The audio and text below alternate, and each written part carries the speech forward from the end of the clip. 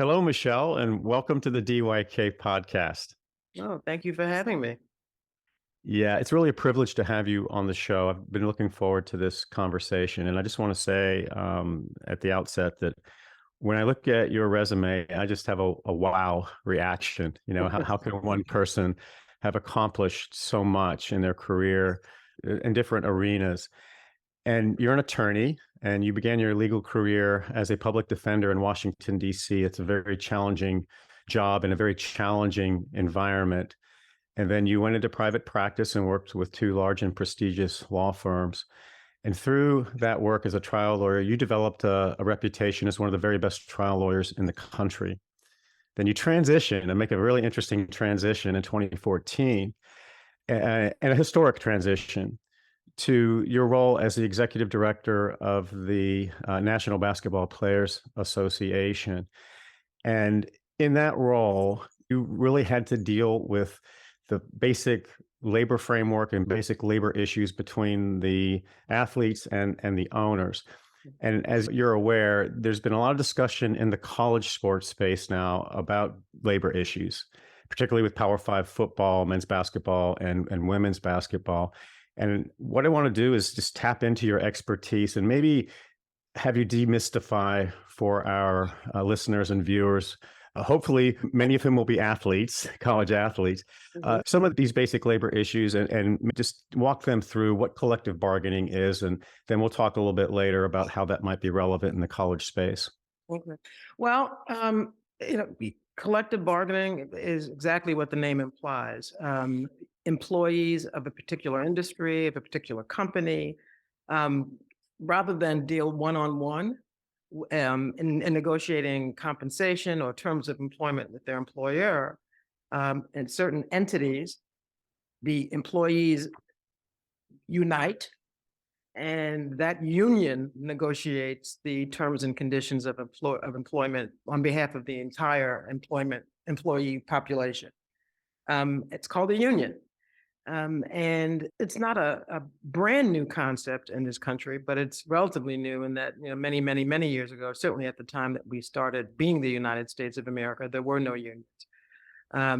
Gradually, as employees began to appreciate the significance of terms and conditions of employment and the lack of power they had in trying to negotiate those things on their own, unions began to become a reality, and ultimately it's sanctioned by the United States government and by federal statute. So collective bargaining is exactly that. Rather than have, plumber who works for ABC Plumbing Company have to handle, or it may be that his compensation is individually negotiated, but the terms and conditions of his employment otherwise are negotiated by the entire union.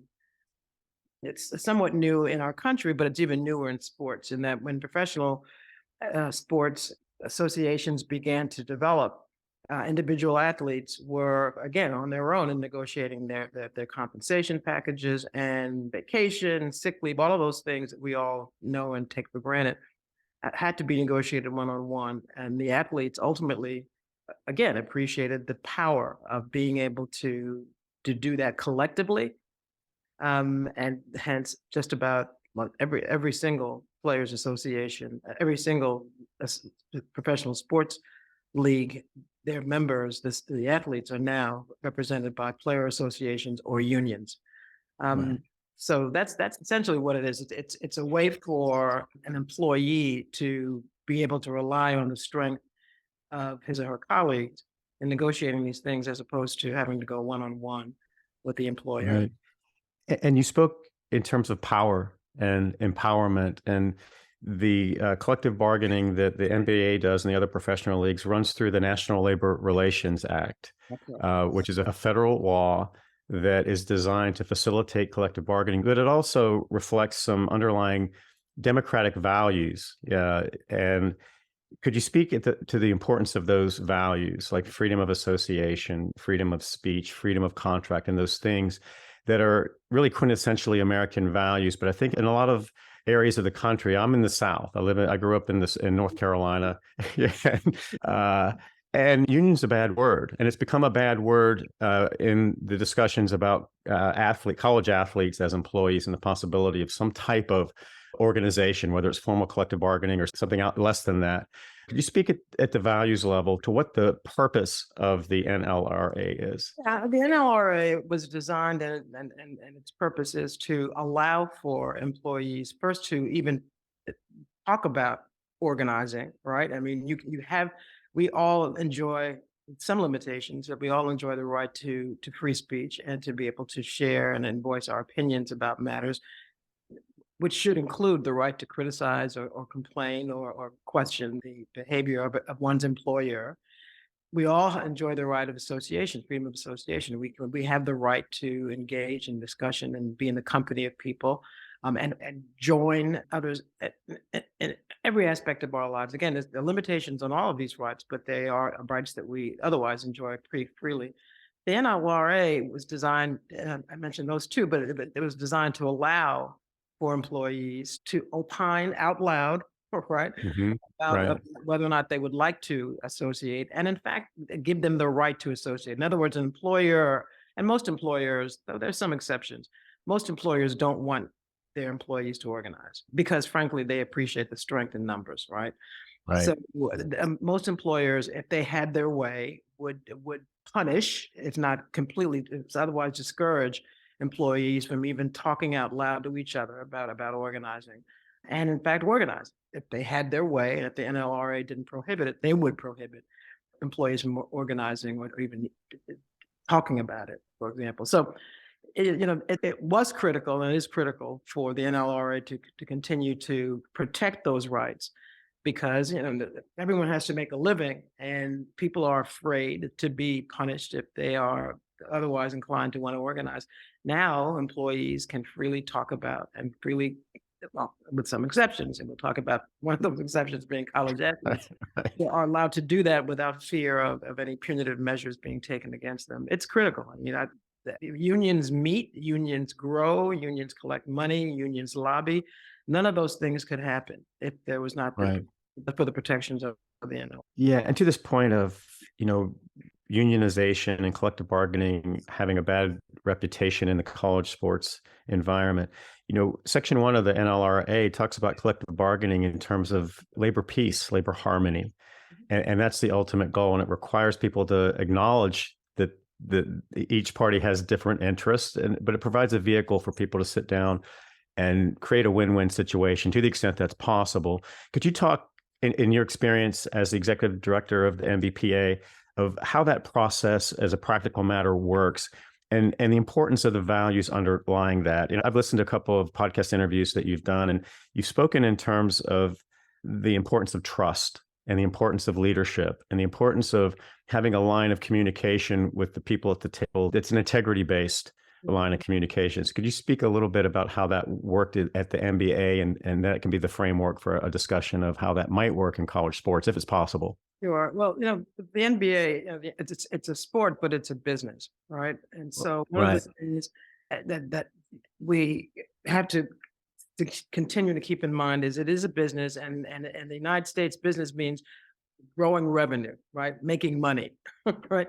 And so you can't pretend or ignore the fact that you're not, even though we're talking about bouncing a ball, this is a business. One of the first things that when I became the NBPA executive director, did in my first meetings with Adam Silver, the commissioner, was because we didn't know each other. He'd been the commissioner for just a minute himself, though he'd been working at the NBA for quite a bit. But I had not been engaged in sports, and so we didn't know each other. And what I always like to do in the beginning of a business relationship is to sort of introduce myself and try to give my, and I'm using air quotes, opponent some sense of what I Right. would do and what I will do. And what I did with Adam is what I did with everybody that I've ever met before and since, is tell them that we are going to get along just fine if we don't lie to each other. I appreciate it, and that he had a constituency that he had to protect and promote, and I had one as well. And so I would allow that there would be differences, but we needed to know that while we may be disagreeing, we're not lying. Right. And so you can't, in any business relationship, or I guess frankly, in any relationship at all, have the ability to be dishonest and think it's going to work. It's not going to work. Someone's going to figure it out, and once that happens, then trust is gone and it's eroded. But that's important. And the most important other thing I wanted to say to him, and I think happens in every employee-employer conversation, is we're in this together. Right. And certainly in professional sports, you can't run this business without me. And to some extent, though many would differ, I can't run this business without you. You've created an infrastructure, you've invested in this Right. infrastructure. I can rebuild it, I suppose, but it's here, it works. I want to protect the NBA. I want the NBA to continue in perpetuity. But I'm the best athlete on the planet. We are the best athletes on the planet. We need each other. So I used to refer to it as a marriage where you cannot get a divorce. I mean, despite the stupid movie, The Replacements, you are not going to be able to shut the basketball players out and get equally talented players out there on those courts and people watch it. It's not going to happen. So we're codependent. And with that background, there's very little that can't be negotiated because you want to keep the ball bouncing, keep the games going. There have been instances when there have been labor stoppages, but labor peace allows everybody to grow the business and make the money.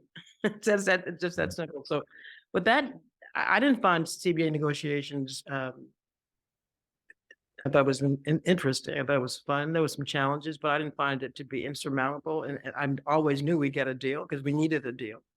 Right.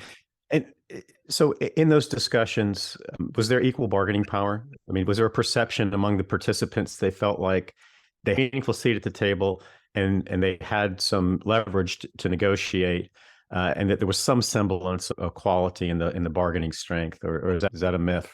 I think yes and no. But there had been up until the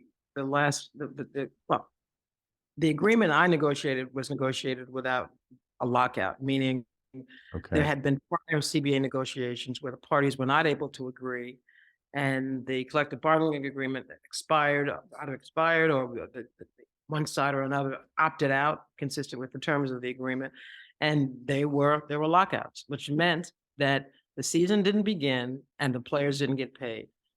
Now, people assume, well, basketball players make millions and millions of dollars, and they do.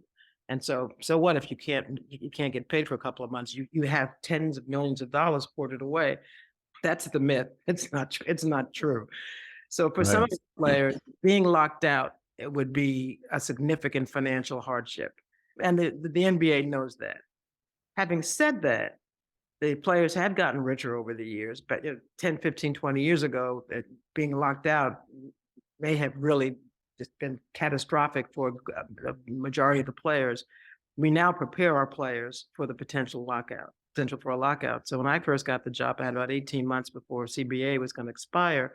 First thing I did was yell to the highest mountain, save your money, because we may get locked out. Interesting.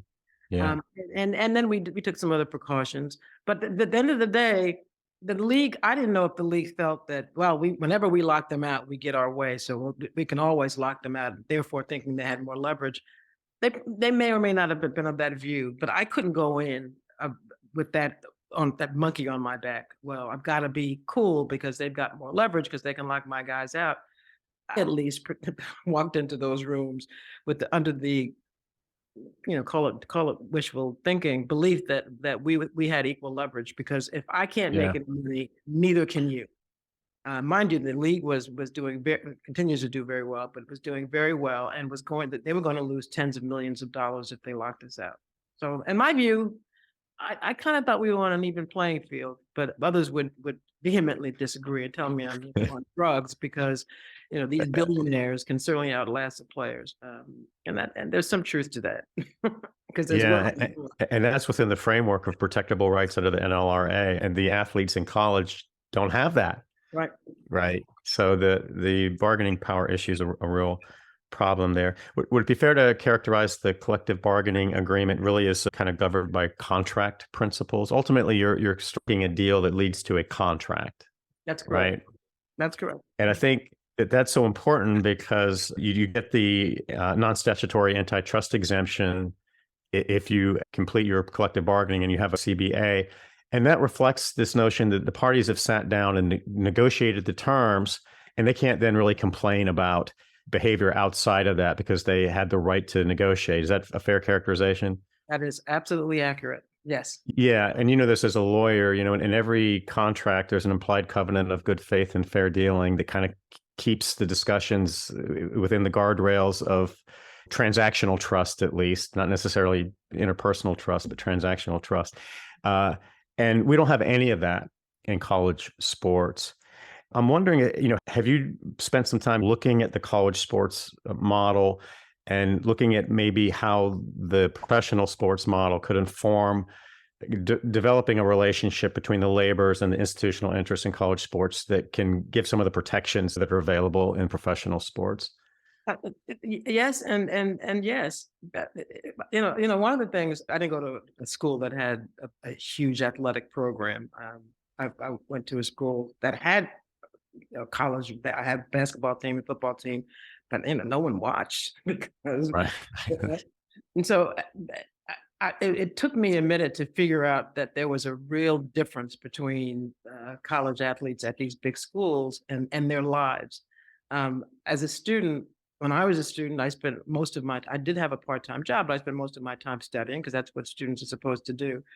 And my part-time job was exactly that. It was like 8 or 10 hours and maybe 15 hours a week just to earn some extra money. Right. But I could not imagine having a full-time job and being a college student. I mean, I can't even imagine it. These athletes that we're talking about at these big schools are working 40, sometimes 50, 60 hours a week on the sport. And that's what I think is called a full-time job. At the same time, expected to perform academically and secure a degree. I mean, that's the presumed gift of free tuition. But if you can't, I don't know how you do that. And if you do that, if you have to work full time, then one would imagine you would want to get paid, and because you are essentially an employee, and like every other employee in this country that has any sense, if you can, you would like to organize so that you can affect the terms and conditions of your employment. Professional athletes, the player associations that represent these athletes, obviously there's some negotiation involving compensation, but the greater amount of work we do does relate to terms and conditions of employment, like health, right? I mean, being an athlete means that you're consistently compromising your physical health. And then there needs to be protections in place to make sure that if you are injured, that you're compensated, you're taken care of, and you don't have to worry about that as an issue. The places of employment. Now, I know that some of these schools have really fancy stadiums and arenas and training facilities. That should not be something that's a gratuity. That's something that should be negotiated and protected so that these athletes are not. There's some schools where these kids are working out in places that are just dangerous, and those are things that can be obviated.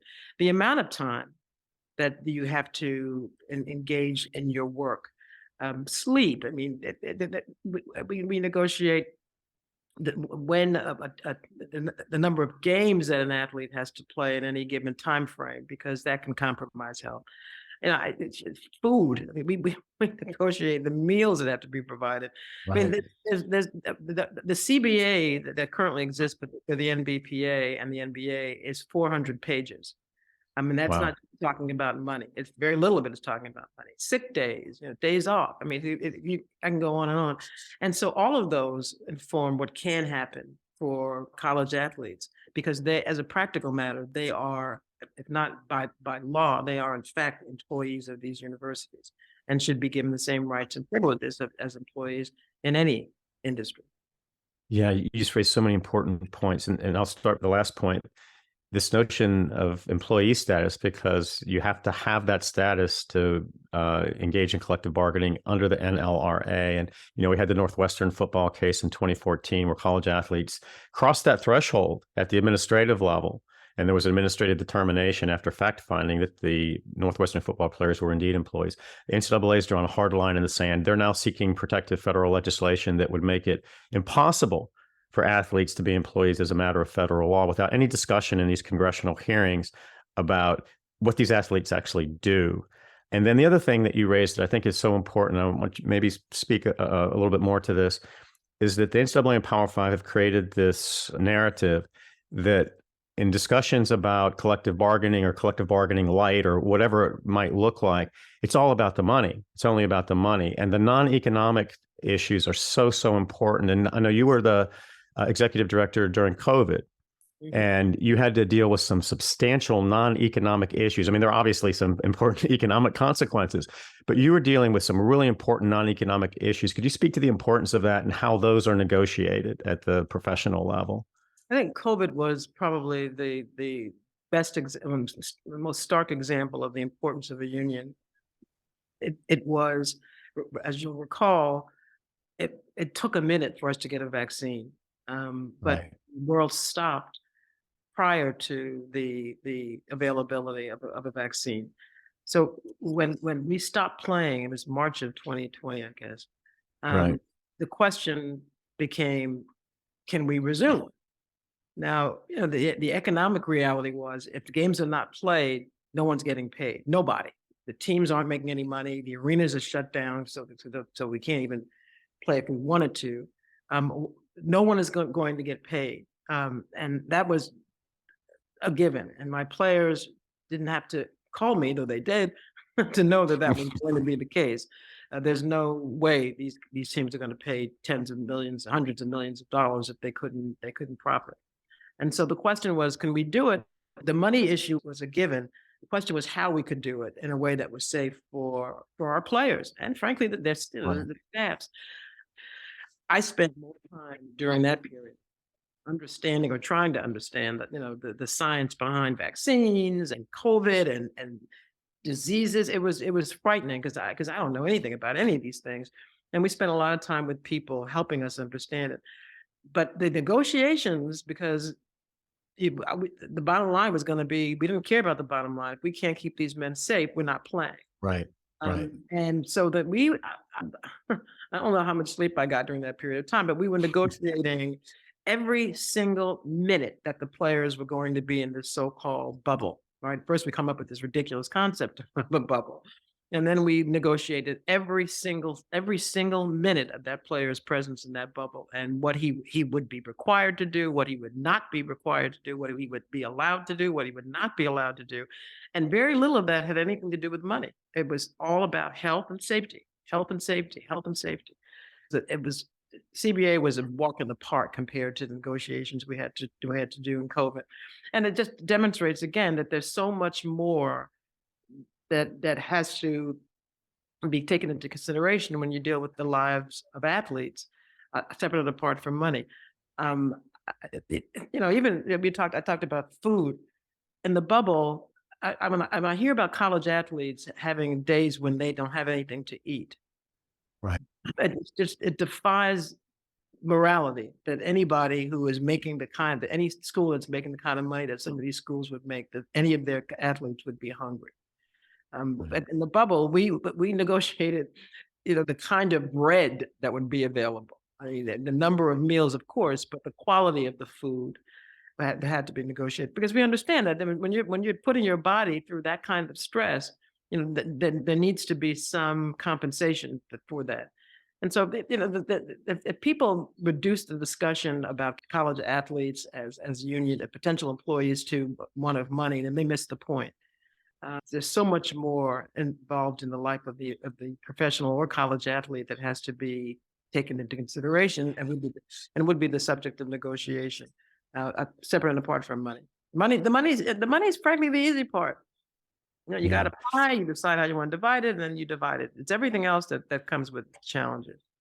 Yeah, I think when you do kind of a compare and contrast between what you were doing with the NBA in 2020 versus the decisions that the Power Five football conferences and teams were making on going forward with fall football, and you had three conferences going full steam ahead. You had two holding back. They finally came on board, but those decisions were being made without any athlete input. And there were a couple of organizations that came together. One, I think, that began in the Pac-12, and they were trying to get that issue on the table, and there simply wasn't a pathway for them to do it. And, I'm in North Carolina, and our governor, the country was being governed by executive orders. And in all those orders, they distinguished between essential employees and non-essential employees. Okay. I was clearly non-essential. There was no question about my status.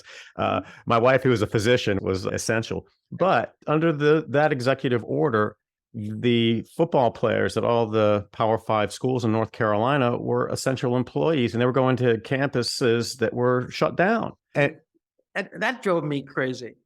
yeah, Because if every other student's health and safety required that they be allowed to leave, how in the world do you, with a straight face and knowing you're going to have to face your maker one day, suggest that these athletes have to stay and be exposed? Because again, I mean, there was no vaccine even then, right? I thought it was absolutely ungodly that there was some suggestion that these kids should stay and play as if they were doctors and nurses. yeah. And that really touches on another issue that's implied in what you were talking about, and that is transparency.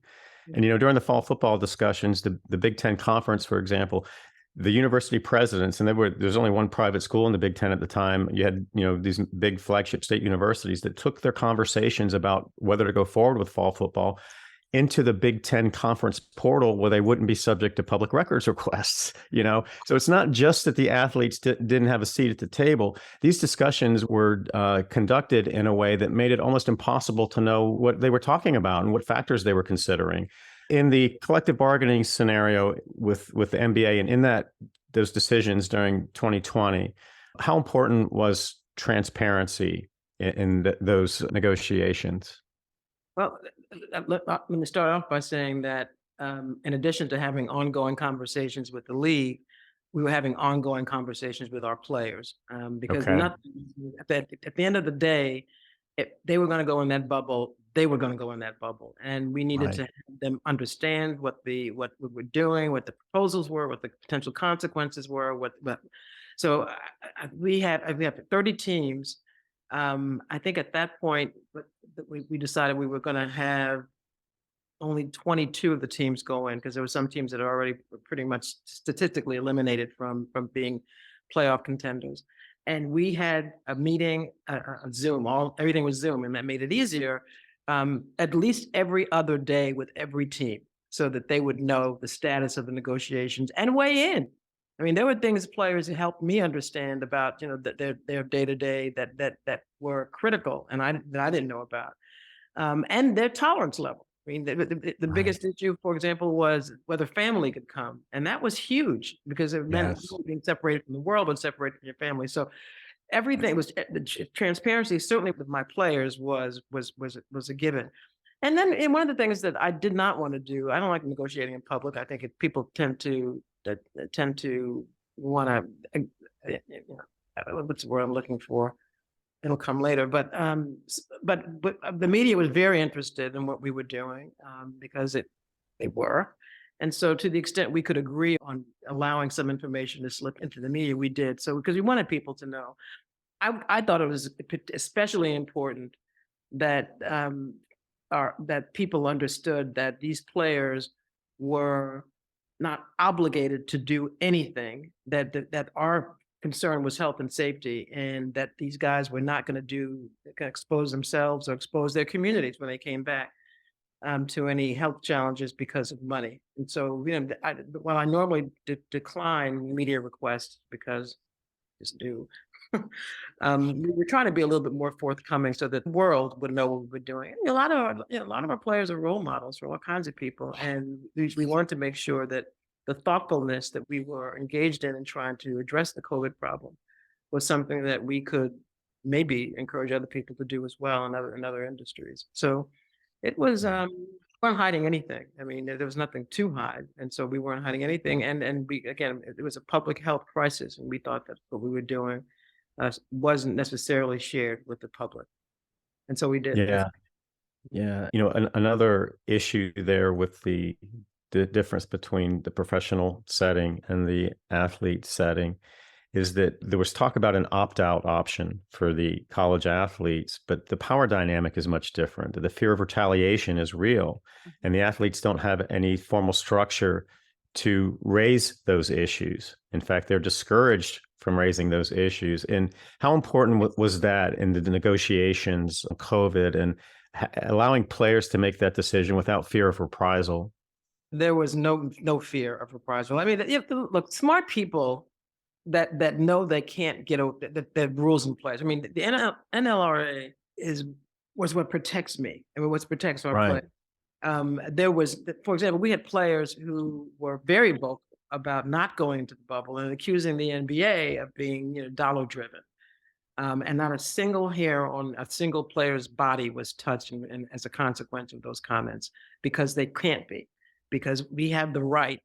Our players, I mean, there's nothing in the CBA that waives their right to free expression. I mean, you can't do anything that's going to tarnish the reputation of the game, but you have the right to an Right. opinion. So our players, at least when I was there, because they know I'm insane, I suppose. I love litigation, and so if you want to engage in something that's obviously in violation of the CBA, come on, let's do that. I'm bored anyway. So there was no fear of reprisal at all. I mean, the players that said, and in fact, there were some players who said, look, I don't want to play. I've got children, I've got elderly grandmother, whatever, and I don't want to play.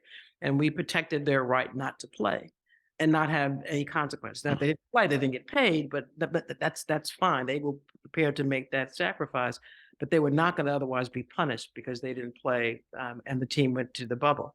And not a single player had any negative consequence result from a decision not to play. So when you look at the college model, how do you respond to the NCAA and Power Fives saying, we're drawing this line in the sand, athletes can't be employees over our dead body, and we'll conduct our collective bargaining with the United States Congress, where we have the best lawyers and lobbyists on the planet doing our bidding, and the athletes have no voice?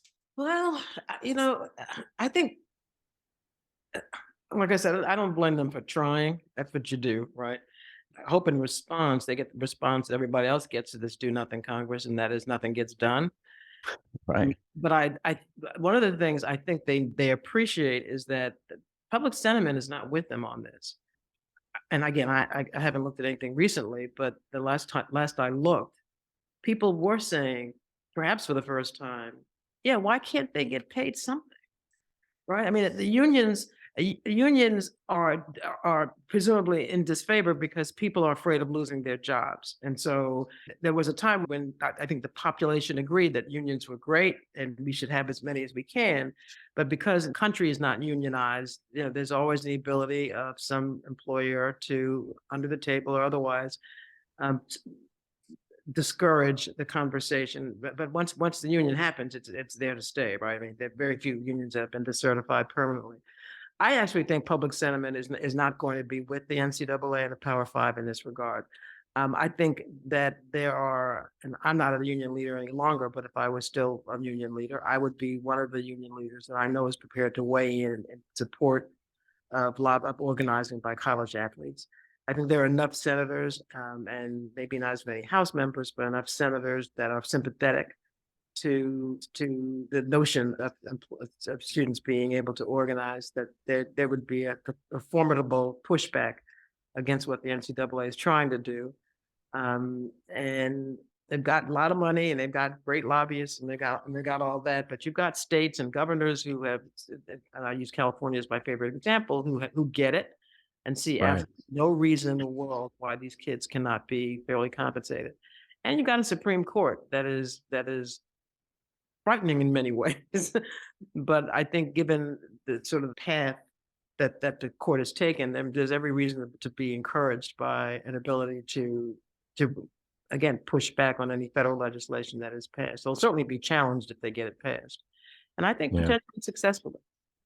Yeah, I hope you're right. But on this employee issue, Senator Roger Wicker, a Republican from Mississippi, who has been very active in promoting legislation that protects the NCAA and the Power Five. The Power Five is really the key actor here. He said in an interview in September when he re-released his bill that would end the athletes' rights movement, he said that if any bill came up in Congress that conferred employee status on college athletes, he would filibuster it.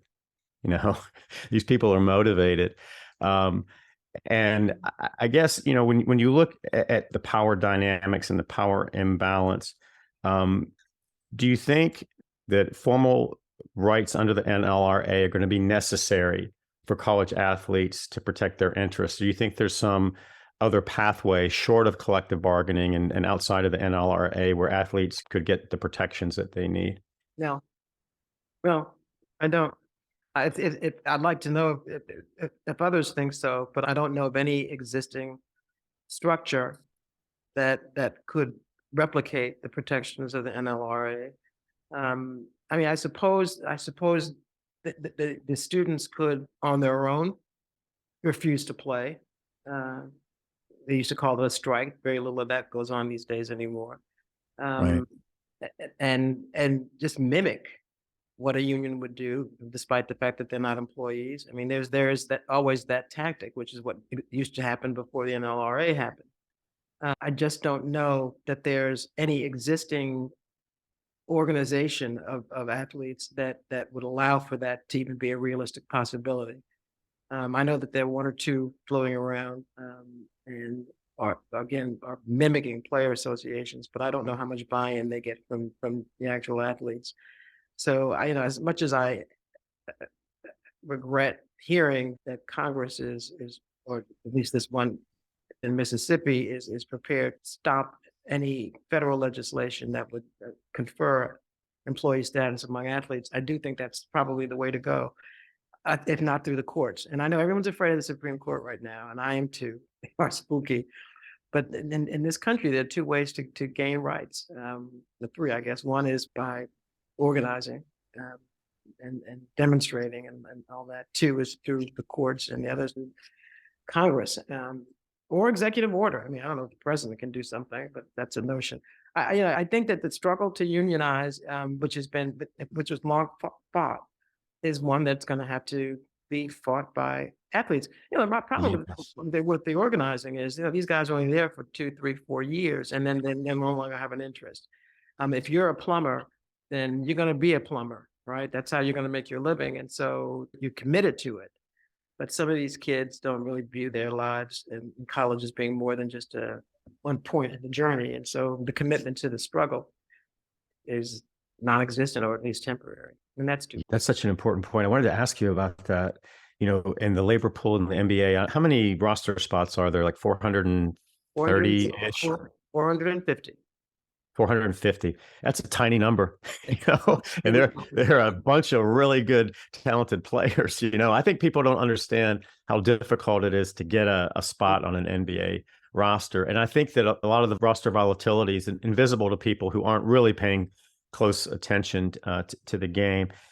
And through collective bargaining and over the years, the NBA has been able to manage that revolving labor inventory in a way that provides sustainability, and the Players Association is the primary vehicle for that. Could you talk about like the average age of an NBA player, the average lifespan, and the way that a framework of formal collective bargaining can provide the consistency that's absent right now for college athletes?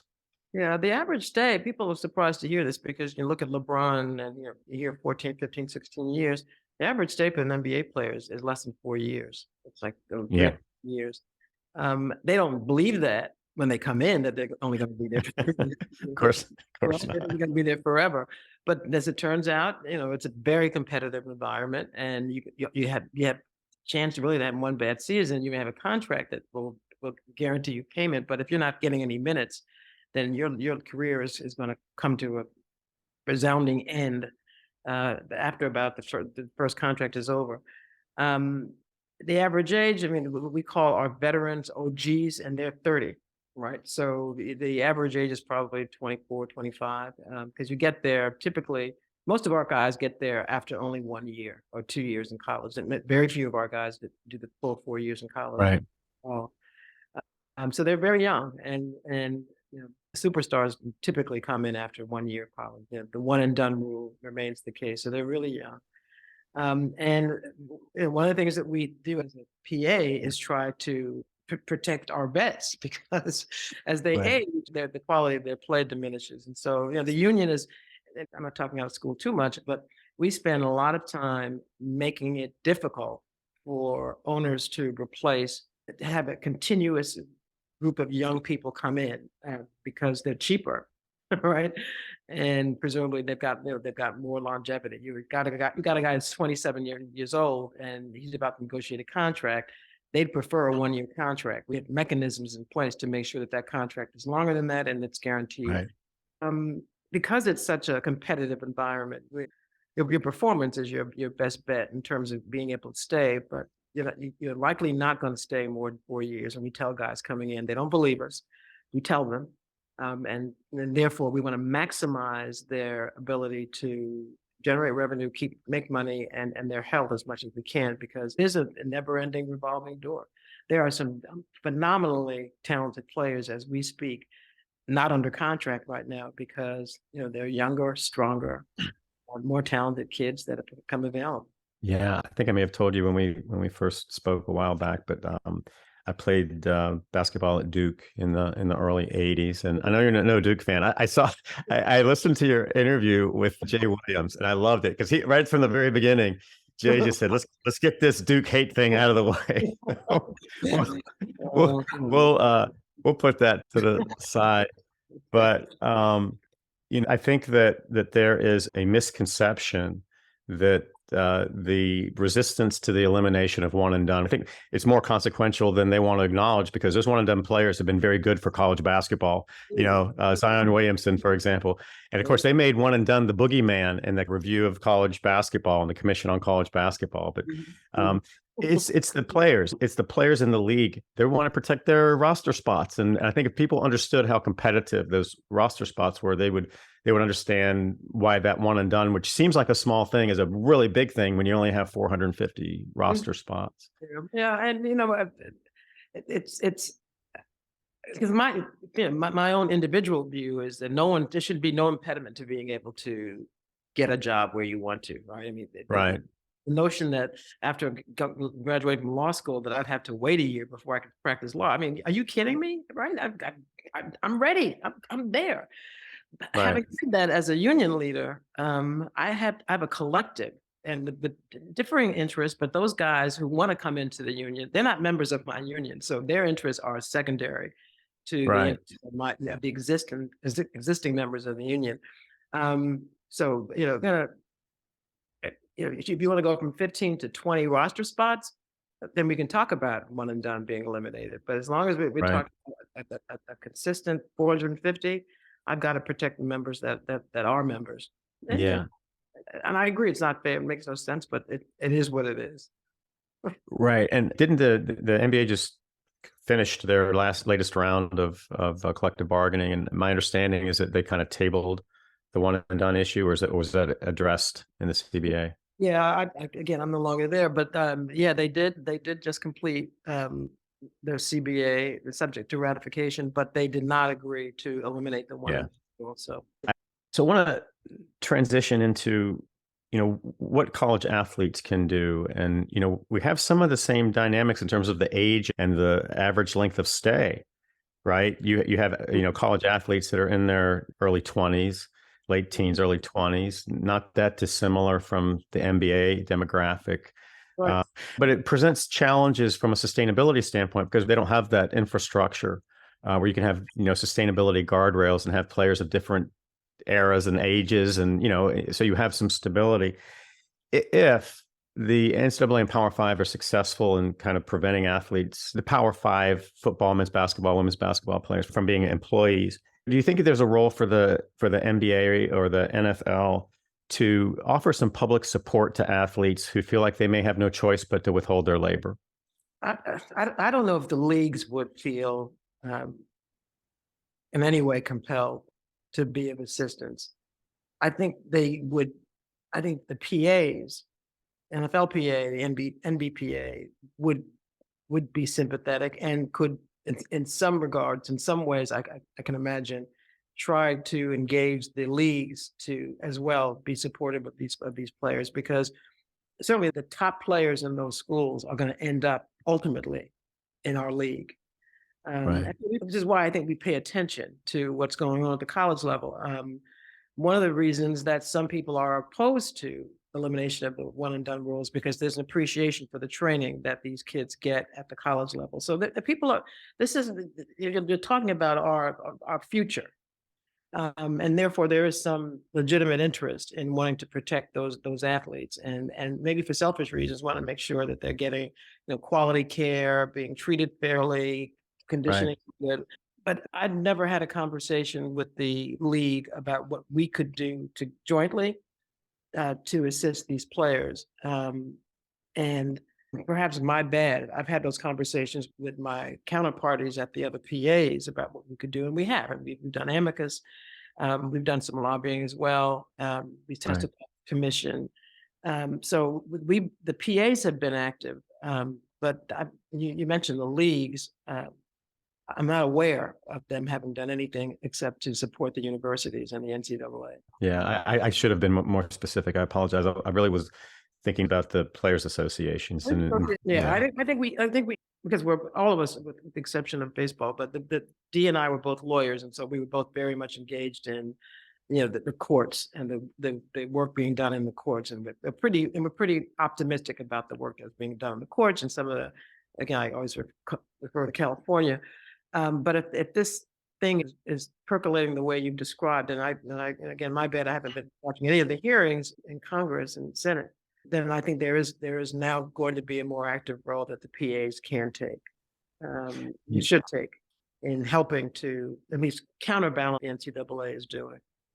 Yeah, they are future union members. Michele, as we kind of wind this down, I want to ask you a question about kind of how you see, from a values-based standpoint, how you see the situation for college, Power 5 football players, men's basketball players, women's basketball players. Do you see the interests of those athletes and their relationship to the institutional stakeholders and the beneficiaries of their labor through the lens of civil rights? It's hard not to. It's hard to, because that's exactly what we're talking about. I mean, the very same things that they are fighting for are things that, and I'll use my own community, African Americans, have fought for. A seat at the table, an ability to negotiate terms and conditions of living in this community, of employment, health and welfare. I mean, those are the things that have been the basis of struggle in this country forever, and continue, sadly, to be necessarily fought for. So this is a civil rights. It's a human rights, in my view, issue that sickens me, that we think we can exploit these kids and make billions of dollars and somehow spend millions of dollars trying to make sure they don't get a penny. I mean, it's un-American. And that's why we need to continue to fight for these kids. Wow. I couldn't agree more. I viewed this through a civil rights lens for a long, long time. And when you try to speak that language with in-system stakeholders, most of whom are white, they just shut down. So, Michele, in 5 years, what do you see your role as advocate on some of these issues? Do you have any interest in getting a little more involved in the college sports space? Yeah, I've started a little. Again, it was something that I needed to sort of become educated on when I got to the PA, because I'd spent my professional life trying cases, and I really paid a lot of attention to college sports. And so, now that I'm quote unquote officially retired, though you never can tell that's another story. I have been engaging in putting time and attention into those issues that I have sort of tabled because I didn't have the time to full time. I'm working with the Drake Group and learning mostly about what some of the issues are that are current and historic. But I will, and I'm talking to you. I'm talking to people that want to talk about these issues so that the word can get out. And if there are other ways that that present themselves that I can be of value, I will. I think this is something that's going to, again, despite what you tell me is happening in Central, I'm absolutely confident that the students are going to prevail on this. It won't be next Thursday, right? It may not even be next Friday, but it will happen because it's the right thing to do. And again, I think public sentiment is with these kids. I honestly think it is. And this notion of athletes not being paid is yesterday's news. So, and if I'm not doing anything about this issue in 5 years, shoot me. Shoot. So, so, Michele, I want to thank you so much for joining us. This has been an honor and a really good conversation. Oh, thank you for having me. Let's talk soon. Okay. Thanks, Michele. Take Take care. care.